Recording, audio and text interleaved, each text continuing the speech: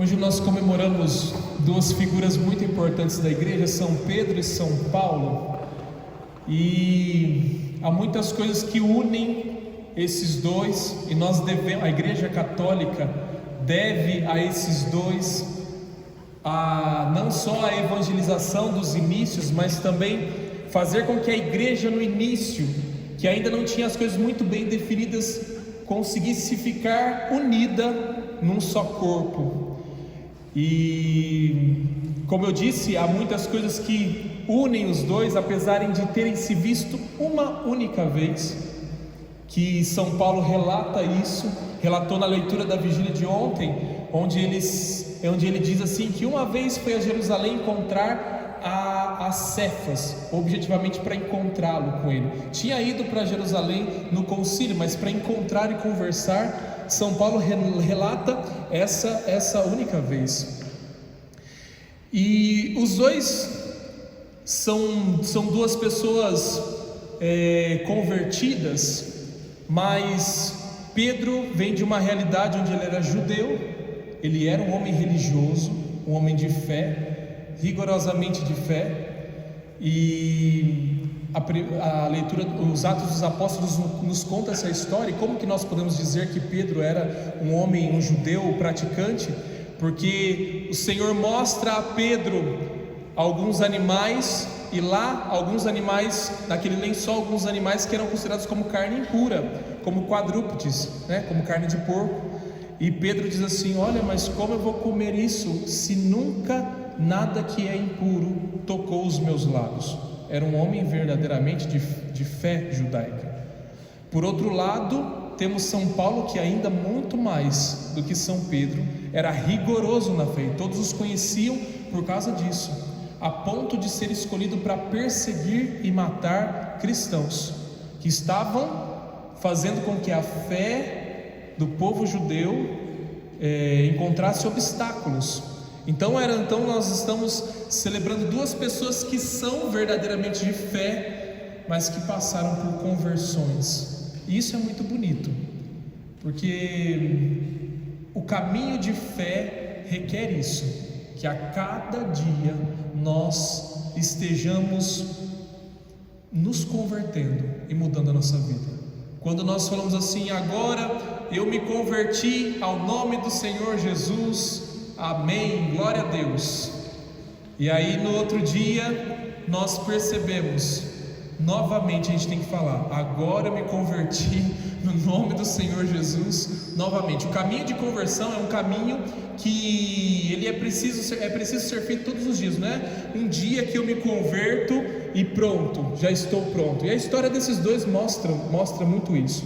Então são dois homens convertidos e que tinham a consciência de que precisavam cada dia renovar a sua fé no Senhor. Eram homens exagerados, os dois exagerados. São Pedro, quando Jesus estava na beira do mar da Galileia e a multidão apertava ele foi entrando para dentro da água, e isso está lá no Evangelho de São Marcos. E aí pega o barco de Pedro, sobe no barco para poder pregar para a grande multidão. E depois que Jesus termina de pregar, o evangelista não diz o que Jesus disse, mas nos diz o que São Pedro disse: afasta-te de mim, porque eu sou um pecador. Ele era um homem do exagero. Calma, Pedro, não é isso. Pedro se sentia muito indigno da fé. E esse é um sentimento que também a nós faz bem. Quando nós nos sentimos indignos dessa fé que nós temos, nós procuramos ser melhor cada dia. Se eu acho que está bom, me acostumo com aquilo e pronto, acabou. O exagero de São Paulo era outro exagerado, não só exagerado nas comunidades dele, mas o Atos dos Apóstolos conta um capítulo muito engraçado. Tinha um menino chamado Junípero, que estava sentado no segundo andar escutando uma das pregações de Paulo. E também São Lucas, no Atos dos Apóstolos, não nos conta o que Paulo dizia na pregação, mas conta o episódio que São Paulo falou tanto que o menino dormiu, caiu da janela do segundo andar. Eram dois homens verdadeiramente exagerados, mas exagerados em querer viver a fé. Esse é um tipo de exagero saudável. Mas o que hoje eu quero falar mesmo, além dessas coisas, existem vários pontos que unem essas duas pessoas, mas eu queria mesmo dizer de uma característica dos dois, e que está presente no Evangelho de hoje principalmente, é justamente que são dois homens que se reconhecem imperfeitos, e porque se reconhecem imperfeitos, são capazes de fazer o que fizeram. São pessoas que, por se considerarem humildes, conseguem fazer com que Deus realize o projeto que Ele tem na vida deles. No Evangelho de hoje nós lemos que Jesus está lá preocupado, tentando entender se os apóstolos estão entendendo quem Ele é, se está fazendo efeito as suas pregações, e Ele começa a sondar: escuta, quem é que estão dizendo aí que eu sou, o que eu estou fazendo? E aí pergunta, e aí de repente pergunta para eles, mas o que Jesus quer saber mesmo é o que eles estão achando. E aí quando pergunta, São Pedro diz: tu és o Cristo, o Filho do Deus vivo. E aí Jesus fala assim: olha, bendito seja Deus, porque não foi por você, mas foi por Deus. É até cômico dizer, né? Parece que Jesus estava dizendo assim: olha, você não é capaz de pensar isso, mas Deus age em você. Na segunda leitura, São Paulo diz assim: olha, chegou a minha hora, combati o bom combate, já está chegando a hora que eu vou partir para o sacrifício. São Paulo tinha consciência que ia ser martirizado, e aí ele diz assim: mas combati o bom combate, guardei a fé, porque eu estava na boca do leão, mas Deus me tirou de lá. Esse sentimento de gratidão, de sentir-se que diante do reino de Deus eles eram imperfeitos, mas que se colocavam diante de Deus mesmo assim na sua imperfeição, isso fez com que Deus pudesse realizar o seu projeto. Um dia um padre me deu um livro, e o título do livro era assim: livrai-nos da perfeição. E eu falei: mas que coisa mais interessante, né? E me interessei em ler um livro por causa daquilo. Se o Pai do céu é perfeito e eu devo ser perfeito, por que eu preciso pedir para me livrar da perfeição? E eu fui ler o livro, e então fui entender, e também entender um pouco mais do Evangelho. Jesus só se preocupava e contava mesmo com pessoas que eram imperfeitas. E nesse livro ele ia descrevendo que não tinha ninguém perfeito no Evangelho.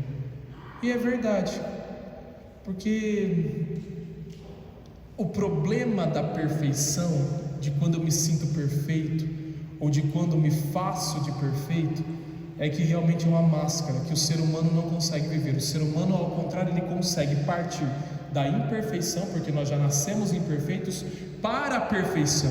E isso é muito importante.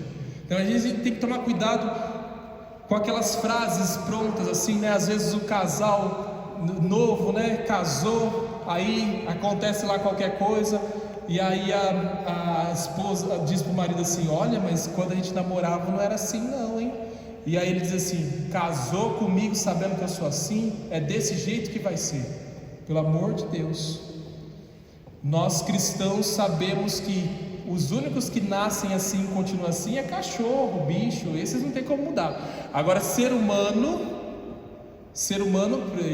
ele se educa, ele muda de opinião, ele pode transformar a sua vida, dar um sentido à sua vida, e isso é importante, que nós precisamos ter isso em conta, que a imperfeição que nós temos em nós não é para ser idolatrada e aceitada de qualquer forma, mas ela serve para nos mostrar o que nós precisamos fazer para alcançarmos um dia, quem sabe, a perfeição de Deus.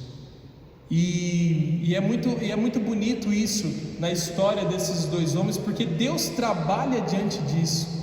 Quando pega Pedro lá, um pescador, provavelmente analfabeto, e de repente nós vemos esse homem pregando, como lemos hoje no Atos dos Apóstolos, sendo liberto da prisão, e ele nem precisou fazer nada, só ficou olhando aquela situação. E depois que aconteceu tudo, que tiraram ele da prisão, que os portões da cidade se abriram, ele sai lá fora e diz assim: agora eu entendi que o Senhor realmente tem um plano para mim, porque se coloca na presença de Deus, coloca-se verdadeiramente. E Pedro era tão sincero que até no último momento foi capaz de responder a Deus com essa sinceridade.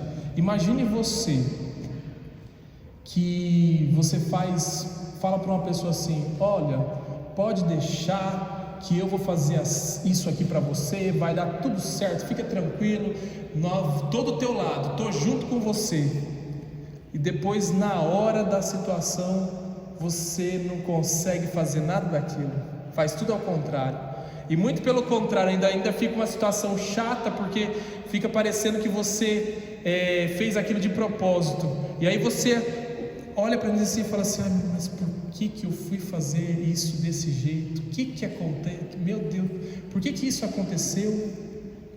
E Pedro era assim: Senhor, pode deixar, que eu vou para a morte junto com o Senhor, estamos juntos. E aí Jesus disse para ele assim: você vai me negar 3 vezes. Imagina, eu não. E depois que acontece tudo isso, ele nega Jesus 3 vezes. Aí vem lá São João nos contando a devolutiva dessa negação: Pedro, tu me amas? Imagina uma coisa dessa, você nessa situação, deu tudo errado, aquilo que você tinha falado para a pessoa que ia fazer, não fez o contrário do que você tinha dito, fica com uma vergonha estampada no rosto, e vem a pessoa assim: e aí, você me ama? E ainda pergunta 3 vezes, que é para lembrar bem aquele episódio. E aí você olha, e aí Pedro sai de que jeito dessa história, né? Olha, até não dá para acreditar não, mas eu amo o Senhor sim. É o único jeito que ele tem de sair da situação. Eu amo, vou fazer o quê? E mesmo reconhecendo, e depois a última pergunta, Jesus eleva o nível da pergunta e diz assim: Pedro, tu me ágape, né? Você me ama com amor divino? E Pedro diz assim: Senhor, eu não te amo com amor divino, eu te amo com amor filia, eu te amo com um amor de amigo. Eu gosto do Senhor quando o Senhor está lá andando sobre as águas, eu gosto do Senhor quando o Senhor está curando, ressuscitando o povo, eu gosto, eu vibro, eu estou junto com o Senhor. Mas na hora que é para ir para a cruz, para morrer, aí a coisa fica um pouco complicada. Aí para mim ainda fica difícil isso. E esse homem, nessa imperfeição toda, e no reconhecimento da sua imperfeição, se tornou coluna primorosa da nossa igreja. Eu tenho certeza, nós cristãos, quando aprendemos a aceitar as nossas imperfeições e a trabalhar por elas, Deus age e transforma não só a minha vida, mas a vida das outras pessoas que estão ao meu redor, através disso. Hoje nós celebramos 2 pessoas que são grandes, São Pedro e São Paulo são grandes, muito maiores do que cada um de nós que está aqui. Foram pessoas que Deus escolheu e fez coisa e deu uma missão muito maior do que a nossa. Mas ao mesmo tempo, esses homens que são grandes hoje no altar também passaram pelas mesmas dificuldades que nós, pelos mesmos caminhos de imperfeição, e souberam aceitar isso, e aceitando isso, apresentar diante de Deus e contar com a ajuda de Deus para isso. O que é mais bonito é que mesmo que Pedro reconhece que, olha, Senhor, eu não te amo da mesma forma que o Senhor me ama, eu não tenho esse amor tão bonito como o Senhor tem por mim, Mesmo assim, Jesus apacenta as minhas ovelhas.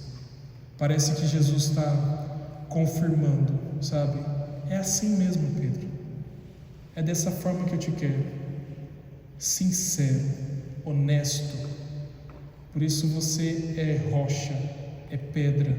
E sob essa pedra edificarei a minha igreja, e nem o inferno vai poder abalá-la. Nós também precisamos aprender na escola de São Pedro e São Paulo a reconhecer as nossas imperfeições e perceber que é assim que Deus nos ama, é nos ajudando a sair das nossas imperfeições.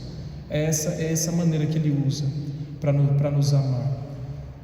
Façamos hoje dessa festa uma eterna gratidão a Deus pela igreja, uma eterna gratidão a Deus por esses homens que são colunas desta igreja, e que por eles nós estamos aqui, e que por eles nós podemos também experimentar essa graça que não é só deles, mas é nossa também. Por isso, com fé, professemos a nossa fé. Creio em Deus Pai